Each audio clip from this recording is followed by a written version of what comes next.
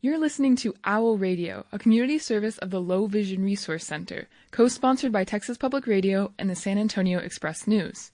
Major supporters include the Ruth Lang Charitable Fund and John L. Santico's Charitable Foundation of the San Antonio Area Foundation, Valero, the Employees Community Fund of Boeing Company, Lions Clubs of District 2A2, the Baptist Health Foundation, the McCombs Foundation, Greehey Family Foundation, and listeners like you. If you have questions or comments, visit the Low Vision Resource Center at 210-829-4223 or visit owlradio.org. Hello, I'm Sonny Melendrez from sunnyradio.com, reminding you that you're listening to OWL Radio, a service of the Low Vision Resource Center. Thank you for tuning in to today's live reading of the San Antonio Express News, followed by other programs, all recorded by OWL volunteers. 3442. Information is available online at www.handyham.org. This is announcement number 24. This is the Minnesota Radio Talking Book Network. It's 1. This is Jim Ahrens. Today we present the 6th broadcast of Making It So by Patrick Stewart, the renowned and best-selling memoir from iconic beloved actor and living legend Sir Patrick Stewart.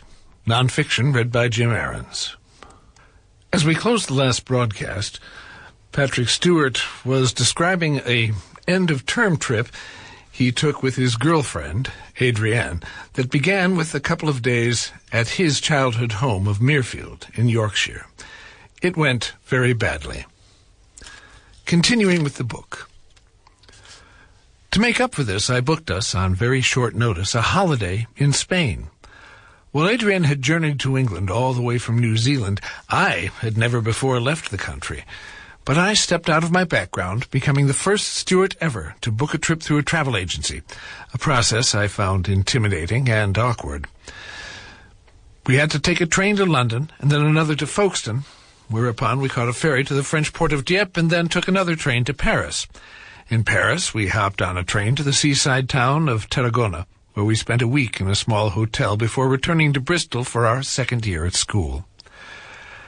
I did okay for a travel neophyte, though I did commit the rookie mistake in the Gare du Nord train station in Paris of engaging with one of those shady drivers who ask you if you need a cab.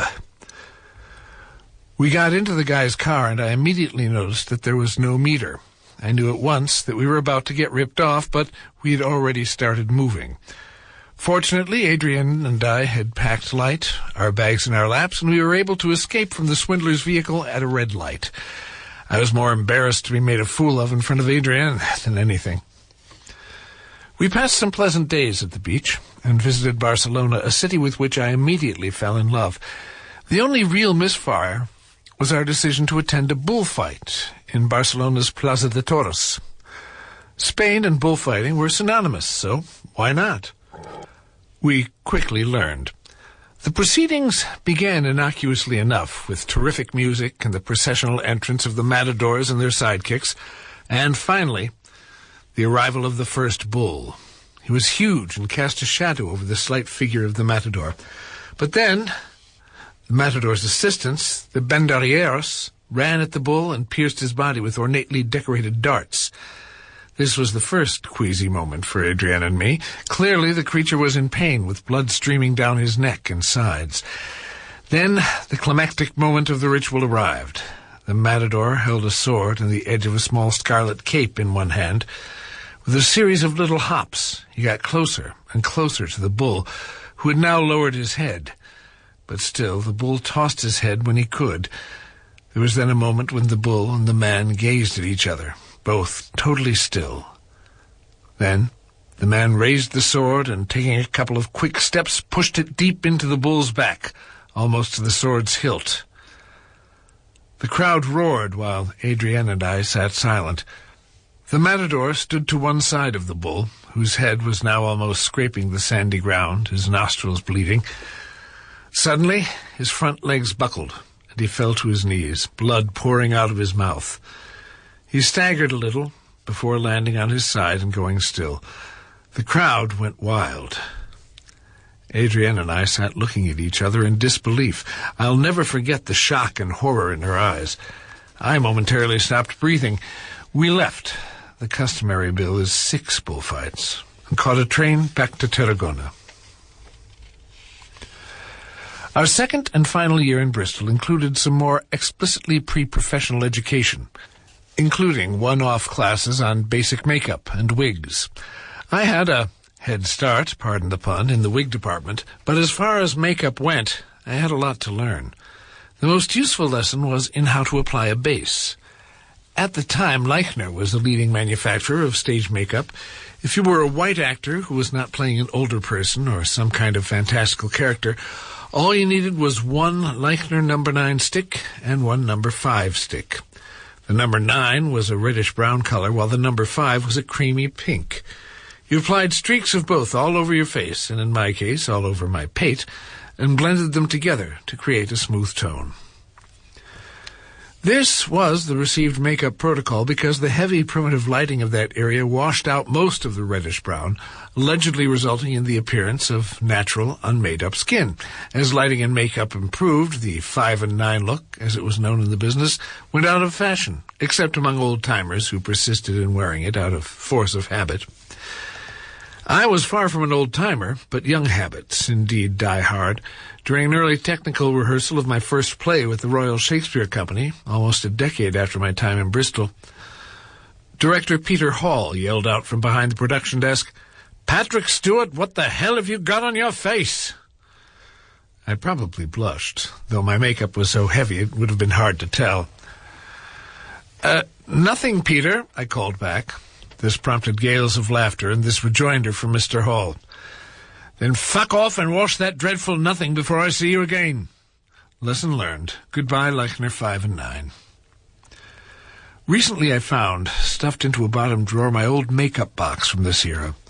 My father had at one time kept his military service medals in it, but upon getting a fancier box he gave me his old one. Inside it were still my original sticks of 5 and 9, lain unused for decades. There was also a purplish stick of something known in the theater as lake liner, which you applied to the face to add furrows that made you look older. I was reminded of sharing a dressing room at the Sheffield Playhouse decades ago with an actor named Henry Beckett. He was in his 80s at the time, with a deeply lined face. This did not stop him from filling in his real lines with lake liner. In the dressing room it looked ghastly, but from out front it made him look convincingly ancient in a way that would not have projected otherwise. We also had costume classes, as unlikely as that sounds, and they were more useful than you might suppose. We learned how one properly puts on and wears tights, doublets, and hose, and, of particular importance, what to do with your hands when you were not gesticulating or your costume had no pockets. The answer? Just let them hang by your sides, not as if you are standing to attention, but loosely. This applies equally when your costume does indeed have pockets. When I see an actor frequently placing his hands in his pockets on stage, I pick up on his insecurity. Such a stance gives off an artificial appearance of relaxation, which is not good unless you're actually trying to convey artificiality. If you'll allow me, this also applies to political theater. In 2000, I supported Al Gore in his campaign for U.S. president. I was working at the Paramount Pictures facilities at the time, and one day the studio head, Sherry Lansing, asked me if I would introduce Vice President Gore before a speech he was to give on the lot. She had intel that he was a Star Trek fan. I was delighted. I met Mr. Gore backstage, and he won me over with his sense of humor and relaxed manner. I did my introduction, and he walked on stage to enthusiastic applause, but he no longer appeared relaxed. He'd put one hand in a pocket in that artificially nonchalant way. I moved off to the side of the stage and listened to him give a powerful and inspiring speech. But every few sentences he would switch out one hand in a pocket for the other hand in a pocket, and I felt it was undermining his speech, because in real life nobody does that. When his event was over, I decided to gamble on giving the Vice President my tried-and-true theater-tested advice on hands in pockets. He listened carefully and thanked me. However, I was disappointed to see, as I followed his campaign on TV, that he continued to do his alternating hands-in-pockets maneuver. I'm not suggesting that this is why he lost the election to George W. Bush. Lord knows there were plenty of other factors.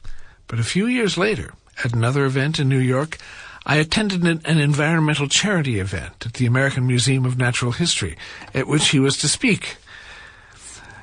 I didn't even know Al Gore had arrived until I felt a hand on my shoulder. I turned around, and there was the former vice president. With a big grin on his face, he said, "Patrick, if I had listened to you, everything might have been different." The shows we performed in our second year of drama school were more varied in idiom. We did an evening of 3 short plays by the absurdist Romanian-French playwright Eugene Ionesco, The Lesson, The Chairs, and The Bald Soprano. I was in the last of these 3 playing the husband, as you can imagine. I'd never heard of absurdist theater before then, but I enjoyed the ride. Performing Ionesco was fun, fascinating, and at times scary. He is regarded as one of the most important dramatists of the 20th century, though his status seems to have dimmed since the 1970s, and I've never performed his work professionally. He did play a role in loosening up the British stage, though, paving the way for the early plays of Harold Pinter, Samuel Beckett, and Jean Genet, all of whose works I have appeared in over the years. There is a British playwright named N.F. Simpson, who too often gets left off this distinguished list. In repertory, I did his plays One-Way Pendulum and A Resounding Tinkle, yes, you read that right, and found them delightful. A big play that we did in our final year was Under Milkwood by the Welsh genius Dylan Thomas. He originally wrote it for the radio, and 13-year-old Patrick Stewart was listening when it was broadcast on the BBC for the first time on January 25th, 1954, curled up in the old armchair that occupied a corner of our one downstairs room, my ear as close to the old radio as my mother would allow. I had no idea who Dylan Thomas was, but I was transfixed. A resonant voice spoke the words, "To begin at the beginning. It is a spring moonless night in the small town, starless and Bible black." I recognized the voice instantly as that of Richard Burton, Thomas's fellow Welshman. Thomas originally set up the play to have 2 narrators, called First Voice and Second Voice. But for the production we did in Bristol, Duncan Ross, who was directing, combined the 2 voices and cast me as the one narrator. We had only 3 weeks to rehearse, but Mr. Ross gave me a heads-up about my casting, giving me an extra couple of weeks to learn my lines. This was my first large leading role in a bona fide pro-level production, and I was both excited and apprehensive. Mr. Ross explained to me that I controlled the evening, setting its tone and tempo, and that the narrator differed from a conventional leading role in that he served as an onstage storyteller, directly addressing the audience. Our rehearsals were full of fun and laughter. For the first time, I had a sensation that I have since come to love, of leading a company of actors who also happened to be friends. Everyone respected the enormity of what I was taking on and was supportive. My self-confidence grew with each rehearsal. Then came the first performance with a live audience. There would only be 3.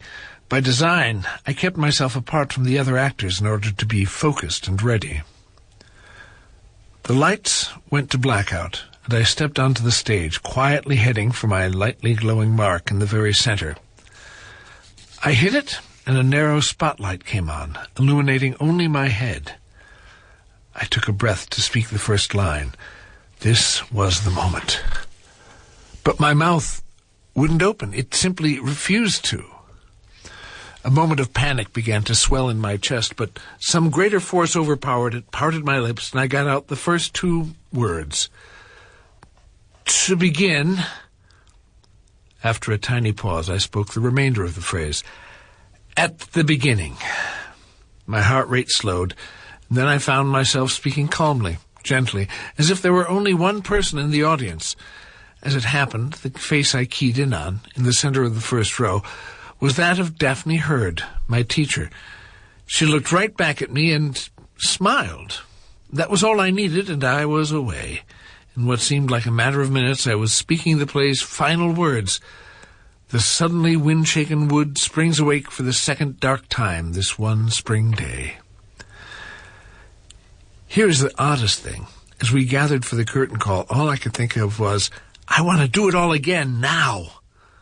And I would have, had the audience not subsequently filed out. I've had that feeling several times since, and there is nothing like it. As my time as an acting student was drawing to a close, I was told by the school secretary one morning that Mr. Ross wanted to see me later that day. There was no further explanation. As the hours passed, I became increasingly nervous about this meeting. I'd never been summoned to his office before, and usually, when a student received such an invitation, it meant bad news. Oh, Lord, was I in trouble? Finally, at about 6 o'clock, I found myself sitting on the opposite side of Mr. Ross's desk. For perhaps 20 minutes, he spoke calmly and encouragingly about my 2 years of work in his school. He was complimentary about what I did in Under Milkwood. He noted certain challenges and difficulties I'd been through, but it was all constructive.